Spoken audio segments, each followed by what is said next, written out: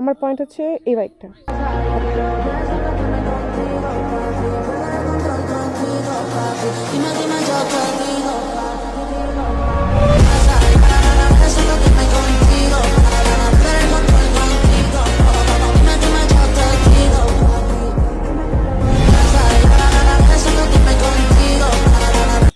এখন আছি হচ্ছে 300 ফিটে, অ্যান্ড এখানে কিছু লোকজন মিউজিক ভিডিও শুট করতেছে।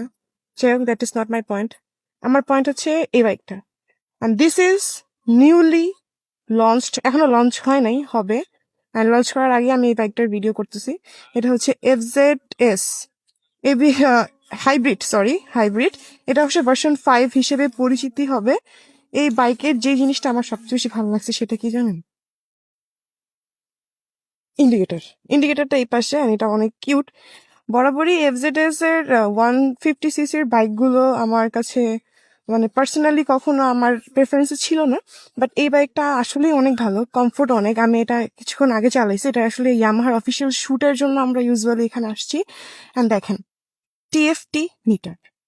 আপনাকে TFT মিটার দিছে এই FZS এ।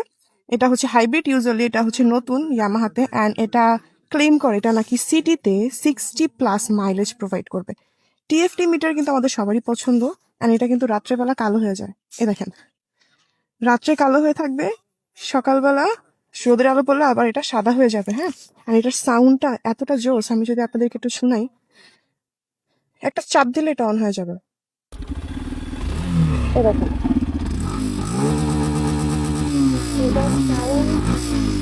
সাউন্ড জাস্ট অনেক জোস।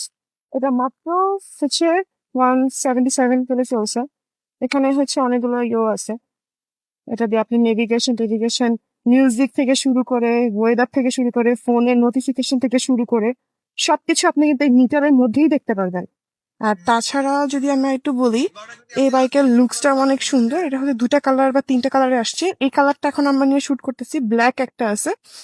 আর ইন্ডিকেটর তো দেখালাম, বাট দুই পাশে ইন্ডিকেটর আরো বেশি সুন্দর লাগে। আর এটা যখন এটা ওয়েট গেইন করে হচ্ছে এটা 150 কেজি, বাট মানে ইন্ডিয়ার বাইরে গেইন করে, যেটা 5 মানে 150 কেজি এটা। বাট আমার কাছে মনে হয়েছে এটা 150 না, এটা হচ্ছে আর একটু কম হবে। এখানে ABS-ও আছে। হ্যাঁ, ডুয়েল চ্যানেল ABS পাচ্ছেন আপনারা, ডুয়েল চ্যানেল ABS।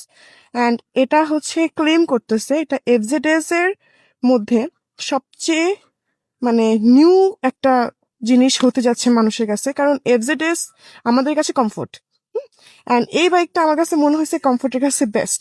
মানে বেস্ট বলতে তার রিজন এটার জন্য বলতেছি, কারণ এটা আমি যখন চালাইছি আমার কাছে এত কমফোর্টেবল লাগছে।